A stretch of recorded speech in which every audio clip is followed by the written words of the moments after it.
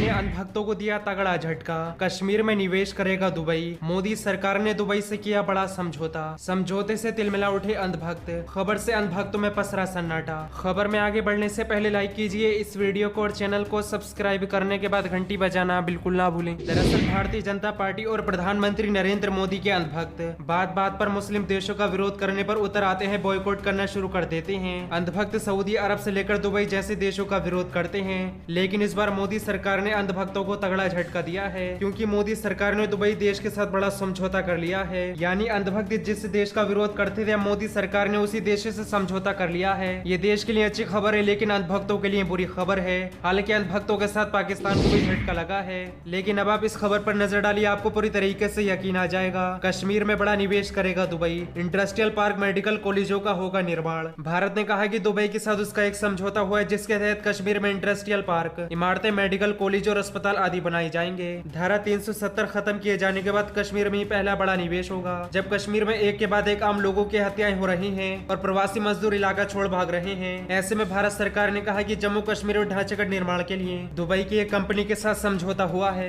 यानी मोदी सरकार ने अंधभक्तों को तगड़ा झटका देते हुए दुबई से बड़ा समझौता कर लिया है और अब दुबई देश कश्मीर में निवेश करेगा। और दोस्तों, जब से ये खबर सामने आई है, तब से अंधभक्तों के मुंह में दही जम गया है। इसके अलावा दोस्तों, भाजपा मंत्री का एक बयान सामने आया है, जिसमें भारतीय जनता पार्टी का मंत्री कह रहा है 100 से 95 लोग पेट्रोल डीजल का इस्तेमाल नहीं करते हैं। आप खुद सुनिए कितनी बेशर्मी के साथ सरकार का बचाव कर रहे हैं।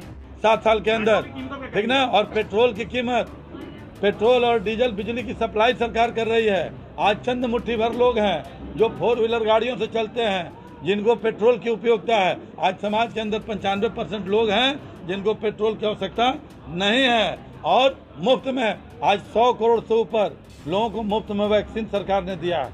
आज कोरोना में फ्री में इलाज दिया है। घर घर में दवाइयाँ बांटी जा रही है। मुफ्त में दवाई, मुफ्त में पढ़ाई, मुफ्त में सिंचाई और मुफ्त में कढ़ाई, ये सारा सरकार मुफ्त में सरकार ने लिया है। और इस हिसाब से अगर अन्य राज्यों की तुलना करेंगे, जब से बीजेपी मंत्री का ये बयान सामने आया है, तब से पीएम नरेंद्र मोदी का मजाक बनाया जा रहा है। ऐसे नेताओं ने देश का नाम बदनाम करने का काम किया है। और जब से ये बयान बीजेपी मंत्री ने दिया है, तब से पीएम मोदी की किरकिरी हो रही है, पीएम मोदी का मजाक बनाया जा रहा है। बढ़ते हैं अगली खबर की तरफ। यूपी के मंत्री का बेतुका बयान। 95% लोग नहीं करते पेट्रोल डीजल का उपयोग, मुट्ठी भर लोग चलाते हैं 4 पहिया गाड़ी। दरअसल पेट्रोल डीजल की बढ़ती कीमतों को लेकर यूपी के मंत्री उपेंद्र तिवारी ने बेतुकी बयानबाजी की है। जालौन पहुंचे मंत्री उपेंद्र तिवारी ने कहा कि मुट्ठी भर लोग ही 4 पहिया गाड़ी चलाते हैं, उन्हें पेट्रोल डीजल की आवश्यकता होती है। 95% लोगों को पेट्रोल डीजल की कोई आवश्यकता नहीं होती। उन्होंने कहा कि लोगों को 100 करोड़ से अधिक टीके की खुराक मुफ्त दी गई। यदि आप ईंधन की कीमत प्रति व्यक्ति आय से तुलना करें तो कीमतें बहुत कम है। देश में पेट्रोल डीजल के दामों में किसी प्रकार की बढ़ोतरी नहीं हुई है।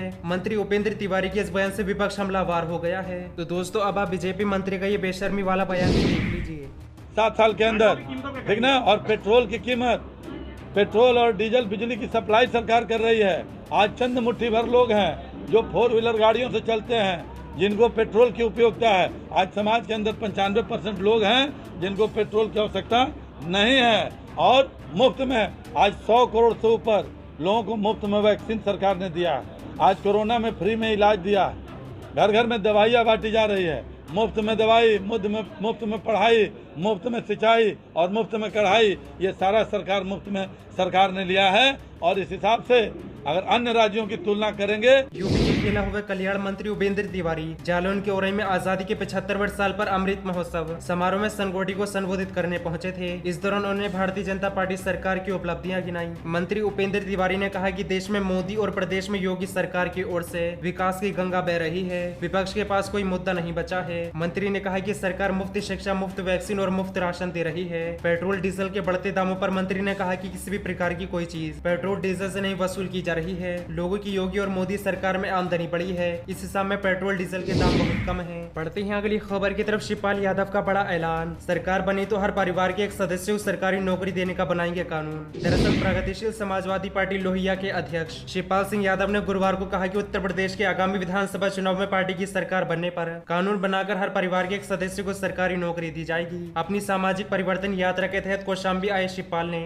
मंजनपुर तहसील के कोडर गाँव में आयोजित जनसभा में कहा, हमारी पार्टी की सरकार बनी तो हम प्रत्येक परिवार के एक सदस्य को कानून बनाकर सरकारी नौकरी देंगे। इसके अलावा हर परिवार को 300 यूनिट बिजली मुफ्ती दी जाएगी और स्नातक बेरोजगार को रोजगार के लिए 5 लाख रुपए दिए जाएंगे। उन्होंने आरोप लगाया कि भाजपा ने एक भी चुनावी वादा पूरा नहीं किया। उन्होंने कहा कि इस पार्टी के शासनकाल में पूरे देश के मजदूर, किसान, नौजवान और व्यापारी परेशान हैं। किसान नए कृषि कानूनों के विरोध में पिछले 10 महीने से आंदोलन पर हैं। अब समय आ गया है कि समान विचारधारा वाले दल एक साथ मिलकर भारतीय जनता पार्टी को सत्ता से हटाने का काम करें। शिवपाल ने आरोप लगाया कि भाजपा सरकार की गलत नीति और फैसलों के कारण उद्योग धंधे बंद होने की कगार पर हैं और प्रदेश में बिजली का संकट बढ़ गया है।